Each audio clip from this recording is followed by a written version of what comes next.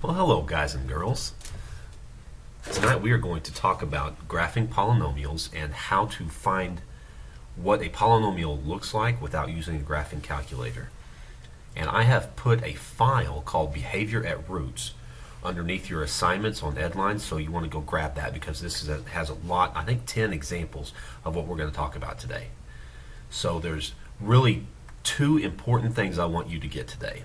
And those things are end behavior and behavior at roots. So let's go write that down. Let me see here. All right, so we want to get end behavior, and we also want to get behavior at roots.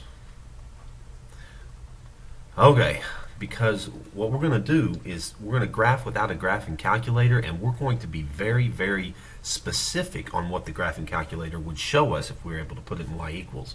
We're going to be very, this is pretty technical, but it's going to be also very accurate, and we can figure everything out just by looking at the leading coefficient and looking at roots and looking at our factored form. So let's get started. Let's do end behavior.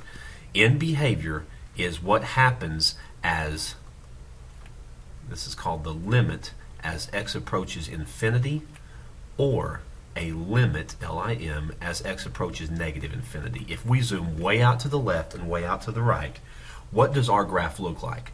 Now, polynomials, if it is a polynomial, exist everywhere. On the entire x-axis, there's always a dot. There's no gaps, there's no holes, there's no sharp turns. It's a little smooth, continuous graph.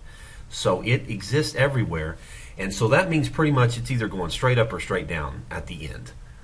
And so I'm going to show you how to figure that out first of all. So let's take a look at our leading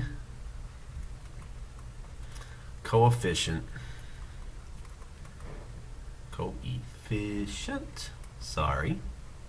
and also the degree. This is what you need to be able to figure out. Leading coefficient and the degree. So let's start with an example. If you have a polynomial that, let's just say, the 2x to the 7th. Our leading coefficient, I'm going to do LC, is positive, and our degree is odd. In this case, the graph goes down to the left, and we're talking about zooming out, and then up to the right. So as we approach negative infinity, the graph goes straight down. As you approach positive infinity, the graph goes straight up.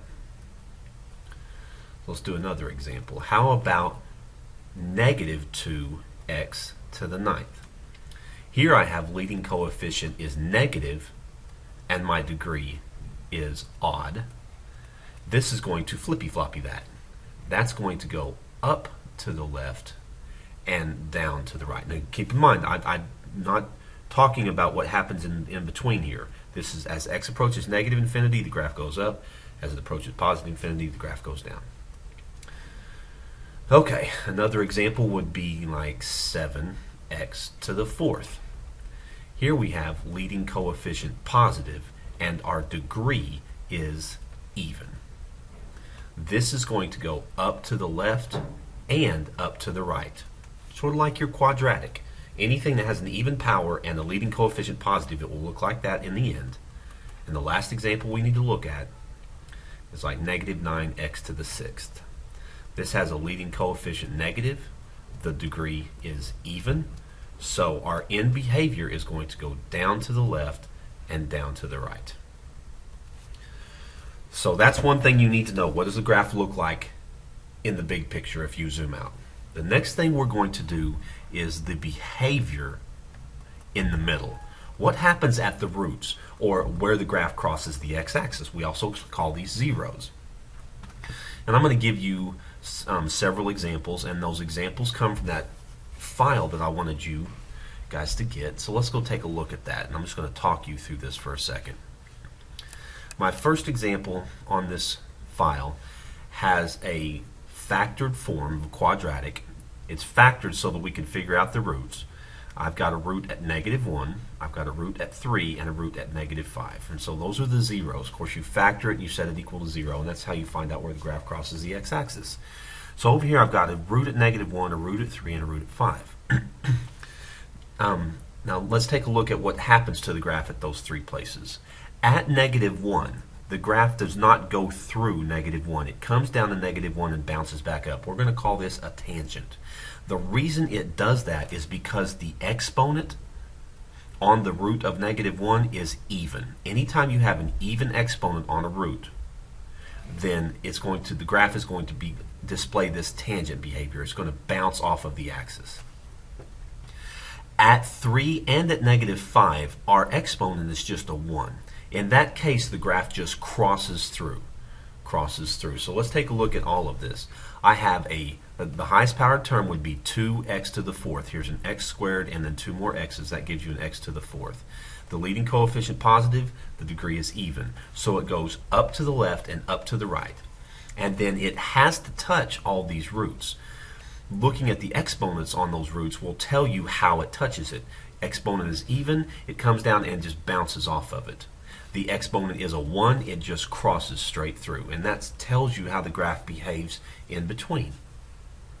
Well, let's do another example here. I've got a factored form, x minus 3 to the fourth, x plus 5 to the third, and x minus 2. Here my roots are 3, -5, and 2. My highest powered term would be an x to the 8th because I'll have an x to the 4th and an x cubed and another x. That's an x to the 8th. That's an even. So this is also up to the left and up to the right. Alright, this first root of -5 happens out here at -5. And if your power on your root is an odd number bigger than 1, like a 3 or a 5 or a 7, what it's going to do is going to create a point of inflection. For now, we can just call that a wiggle. The graph is going to come through and wiggle. It doesn't just cross through, it wiggles. And then on the graph out here at 2, this root of 2, it just crosses through there because the exponent there is a 1. And then out at 4, I'm sorry, not at 4, but at 3, out here at 3, the graph is tangent because it's got an even factor on it. I'm sorry, an even degree. So it bounces up that way. All right, so there's 10 examples here, but I want to have you, I want you to watch me draw one. So let's come back here to our little notebook and give me a new page.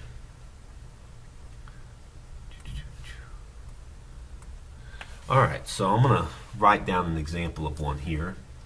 Let's have a little marker. Let's have x plus sorry about that, x plus 2 and x minus 2 squared. Well, my little air slate is being weird, but that does say x plus 2 and then x minus 2 squared. And so this is our function we want to graph. All right, let's take a look at our end behavior. If we multiplied all of this out, our first term would be x to the third, because this factor x minus 2 squared gives us an x squared times an x, we get an x to the third, and the coefficients on the x's are 1s, so this would be a 1x to the third. Leading coefficient positive, degree is odd. So if you look back at the beginning, this is going to go down to the left and up to the right. But we also have zeros. When x plus 2 equals 0 and when x minus 2 equals 0, this tells us our roots, or our zeros, or where the graph crosses the x-axis. So let's see how we can do here. Draw our little axis. It's a little slanted, I apologize. I'm going to have a root at 2. I'm going to have a root at -2. So my graph only touches the x-axis at those two places. It's got to go down to the left. So a little smooth curve down to the left. It's got to go up to the right. And let's talk about what happens in between there. Since the root of -2 came from a factor of x plus 2 and there was an exponent of 1, the graph just crosses through. Doesn't do anything special. Crosses through, and then it comes over here, and since the root that at 2 came from a factor that had an even number on it, an even exponent, that means it's going to exhibit that tangent behavior. So the graph comes down and bounces off the x-axis and goes back up. Let's see another one. Let's do x to the fourth times x minus 2 cubed times x plus 1 squared. This is the factored form. You'll have to do your own factoring tomorrow. But this is going to give me an x to the ninth. I have an x to the fourth and then an x cubed and an x to the ninth. And all of the coefficients are 1s, so my leading coefficient is going to be 1. 1x to the ninth. Oh, horrible, but whatever, sorry. All right, this gives me a root of 0. This gives me a root of 2. And this gives me a root of -1. Let's see if we can graph this. -1. Leading coefficient positive. Odd power, we're going to go down to the left, go to your furthest left root and go down, and then up to the right, go to your furthest right root and go up. And let's see what happens between there. At -1, I had an even exponent on that factor that created that root of -1. That means it comes up and it bounces off and goes back down. Then it's going to do the same thing on the root of 0 because I've got I've got an even root, so it bounces again. And then here, on the root that's created from x minus 2, it's going to come up and do this little wiggle. This is called a point of inflection. And there is that graph. Okay, I wanted to check our time there. Let's do one more example here. Okay, let's do how about, I'm going to try and pull one from your homework here. How about 3, 4, 5, 6, an x cubed, an x cubed, and then an x plus 2, and then an x minus 3 squared. All right, so here's our function in factored form. Let's see what the roots are. The roots are 0, -2, and 3.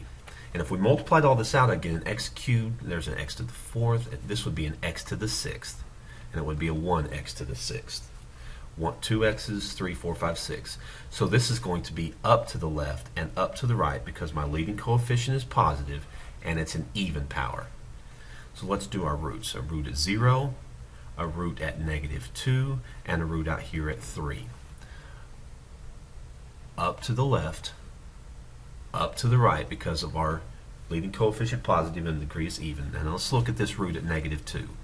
The exponent on that root was just a 1, so that means it just crosses through, no special behavior. At 0, however, this factor that created that root of 0 is an odd number bigger than 1, so we're going to have to show the little wiggle. So it's going to come up here and wiggle like that. And then the root at 3, that's an even number. That's going to come down here and it's going to bounce off the x-axis and be tangent. So there you go. This is what you're going to have to do tomorrow. You're going to have to factor. And again, go pull up that other sheet of paper, Behavior at Roots. This has 10 examples that shows you what I'm talking about. And hopefully you'll be able to get this done tomorrow. Anyway, I will see you tomorrow.